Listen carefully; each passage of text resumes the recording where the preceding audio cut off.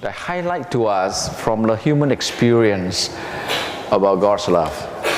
Because there's so many things that can tell us about God's love. You know, I mean, we learn about how the Lord, in spite of the fact that He's so big, His presence fills the whole universe, 60 billion light years from end to end.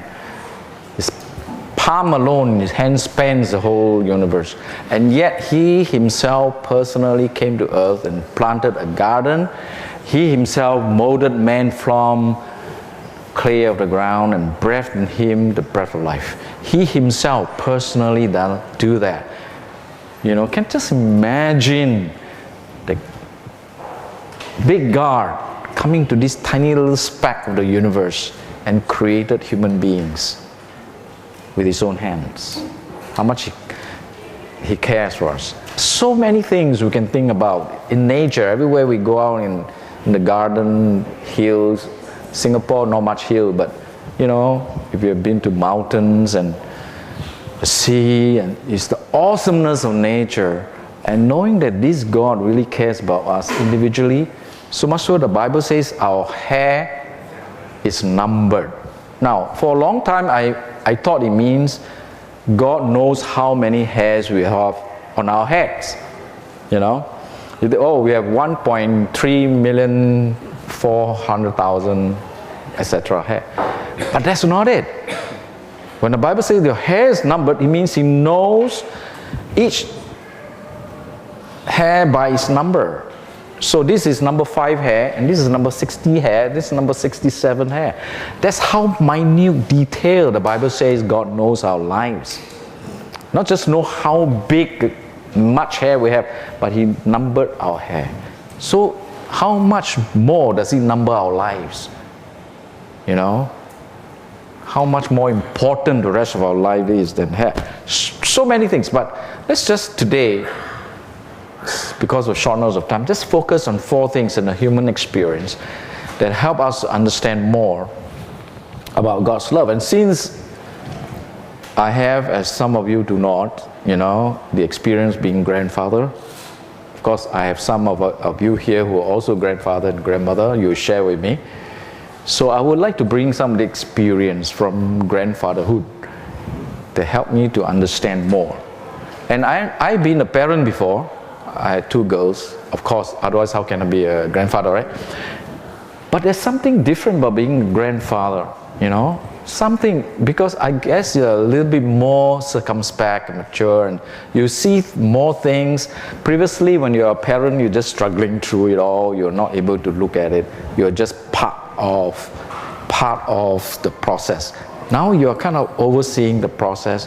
You're seeing how your daughter is taking care of the child, and you're looking at it much more from a, not, I wouldn't say objective, but a more circumspect way. And you understand a little bit more, especially because of the battle stars you've had and more experiences you've had by now. So let me just draw on that and see if I can share something with you that will be helpful. Now there's a Bible in front of you, the blue Bible. The Bible text I'm going to bring out, I'll give you the pages as well so they can also follow with me. I'll need some of you to help me. Adrian has a good voice, a human resource voice. So I'm going to have him read the first text afterwards. That's in Psalm 27:10. And this is in page 865 in the Bible, in the blue Bible in front of you. 865, you may want to put your finger on that. The second one is found in Ruth 4:14. Ruth 4:14. I'm going to ask Rachel to read that for us, and it's found in page 416. 416. The third one is found in Psalms 4:6-8. Psalms chapter 4, verses 6-8. I'm going to ask Ian to read to us Psalms chapter 4. 6-8, which is found in page 845. And finally, 1 John 3:1-3 is in 1900.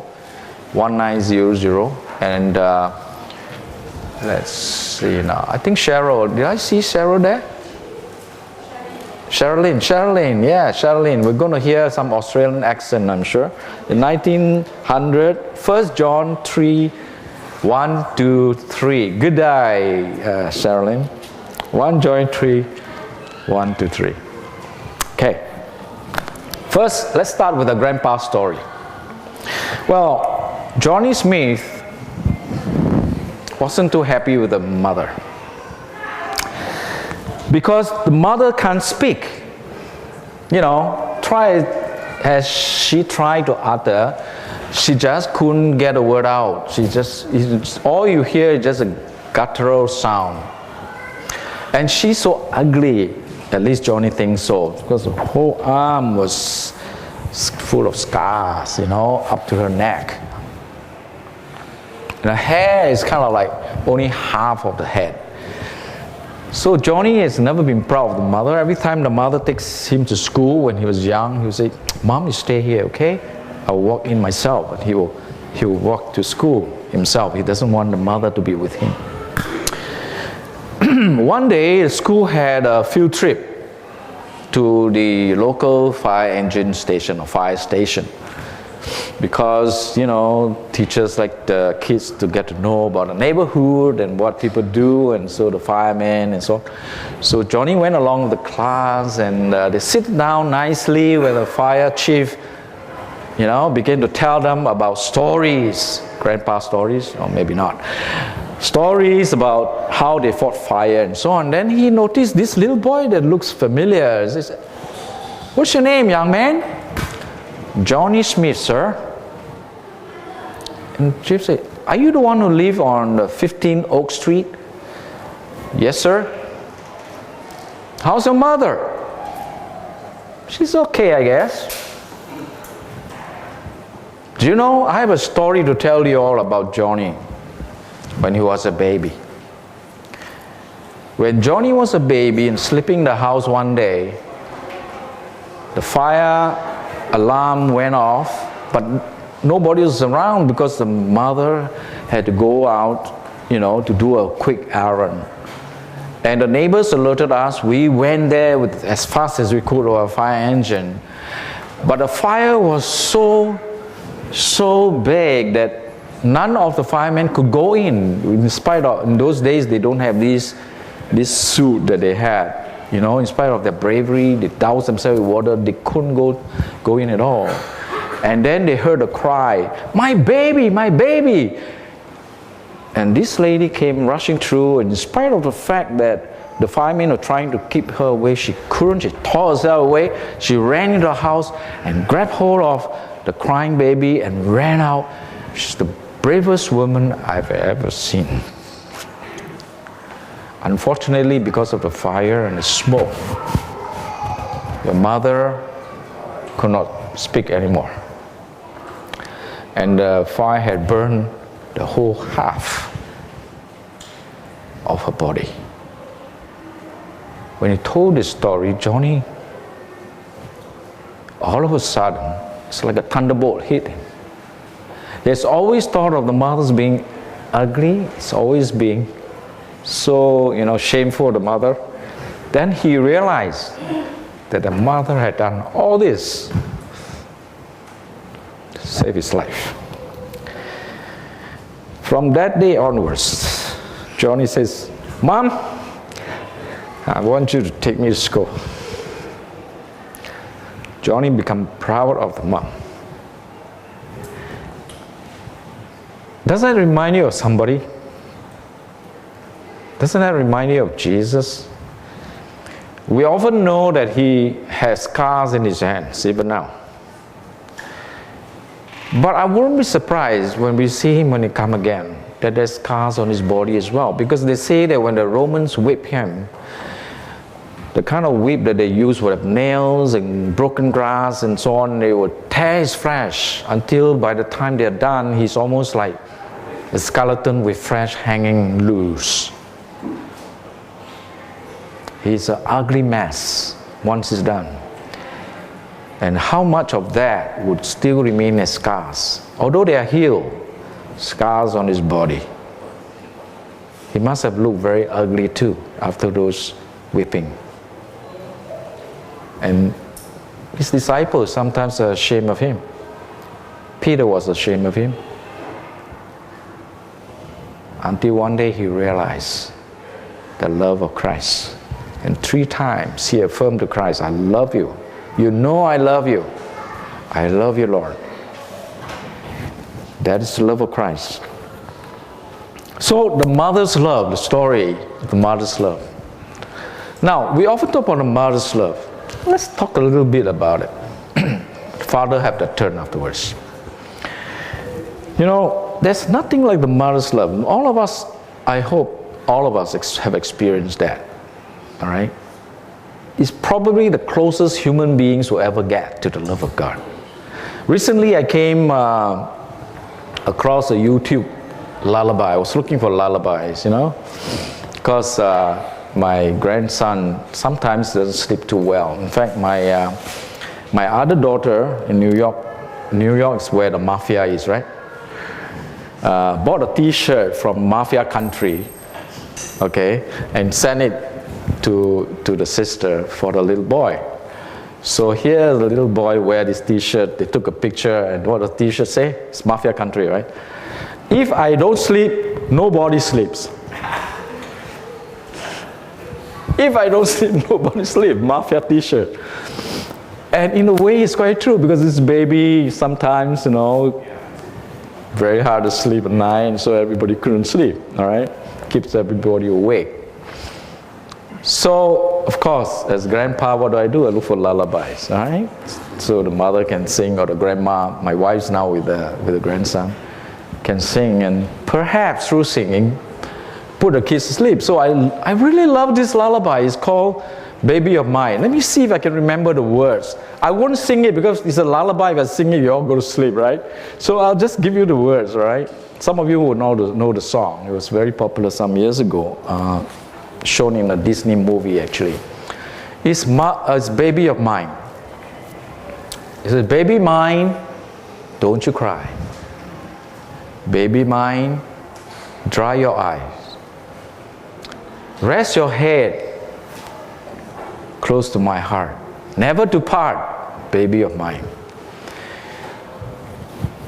Dear little one, when you play, don't you mind what they say? Let your eyes sparkle and shine. Never cry, baby of mine. If they only know you, they too will love you. From the head to the toe, you are not much, goodness no. But you are so precious to me, sweet as can be, baby of mine. All those people that scold you, what will they give for the right just to hold you, baby of mine? You know, the tenderness, the mother. Can you imagine a father talking like that? Yeah. Father loves the son too, but the way that they convey their love is not so much by words, by action. I will give up my life to save my son. That's how a father thinks, you know, right? I'll risk anything so that my daughter, you know, can be saved, right?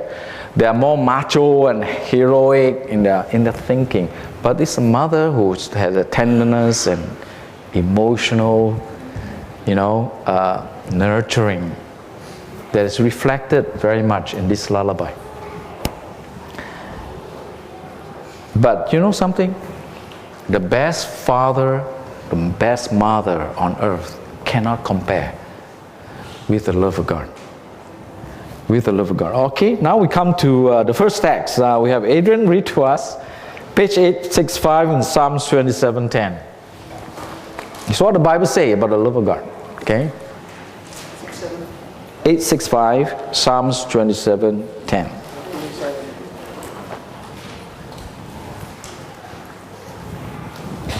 Though my father and mother forsake me, the Lord will receive me. Teach me your way, O Lord. Lead me in a straight path because of my oppressors. Do not turn me over to the desire of my foes, for false witnesses rise up against me, breathing out violence. Thank you. That was a psalm from David. And as you know, David's life was full of enemies, pitfalls. Saul was going to kill him, this, and all the various Philistines, etc. around. And he was always running, for fear of his life and for fear of the enemies. And so all through the Psalms, he's been that communication with God, that need to cling on to God and God's love. And here he compared God's love to parents' love. He said, even if my father and my mother forsake me, even if my father and mother forsake me, you still be with me. God's love far transcends that of any earthly mother, any earthly father. That's what God's love's like. Okay, Grandpa story number 2. This little boy loves to build things. One day, guess what? He built a little boat. And he really loved it. He spent so much time, shaving it, cutting it, smoothing it, painting it. It's a really lovely little boat. So he took it to the river and to try and see how it float, and how it, moved down the river. And he was so happy, running along the river as the boat going. Suddenly, he didn't know that there was a part of the river where it come very fast and was faster than he could run. And then the boat went around the corner, and by the time he reached there, it disappeared. He's lost the boat. His precious boat that he spent months to build is gone. And he was so sad, went back and he was wondering what he's going to do. He prayed, God, help me find a boat. I really, my heart's broken, and I can't build another one. I love this one so badly. Next day when he go to school, went by a toy shop, and there it was. His boat was on the window. It was his. There's no mistake about it. The way it's painted was exactly the way it's painted. He has painted it. He knew that's his boat for sure. So he went into the shopkeeper and says, "Sir, do you have my boat?" "No, I don't have your boat. I have my boat. It's my boat. I found it." "No, sorry. That's not a story. I didn't find it. I bought it from someone who found it." "But sir, I built it." "Sorry, I paid money for it. You can have it back, but you have to pay me what I paid for it." "And how much?" $15. Now, in those days, this is a low story. Grandpa's story, very old. That time, $15 is a lot of money, okay? Maybe about $50, $60 today. And for a little kid, that's like, ooh. But he says, "Okay, I'll earn the money. Please don't sell it. I'll come and buy back." So he went back and went around the neighborhood and, see if anybody needs a garden to be trimmed, and anybody needs the garbage thrown away, anybody needs something painted. And he went knocking the doors. Does his grandma need some help taking care of the pet? Does his grandpa need some help, painting his wheelchair? And he was working doubly hard, day in, day out, spent about 1-2 months to raise that $15. When he got the $15, he was so happy, he ran on his way to the shop. He said, "Sir," the boat's no longer down the window. "Sir, I've got the money. Where's the boat?" "Don't worry, son, I kept it for you," and took it from under this shelf. Here it is, $15. I was so happy to give away that $15. He grabbed the boat and went out and hugging the boat as a mother would hug the baby. He says, "I love you so much." Now, I'm not advocating we love things, but here's a little boy.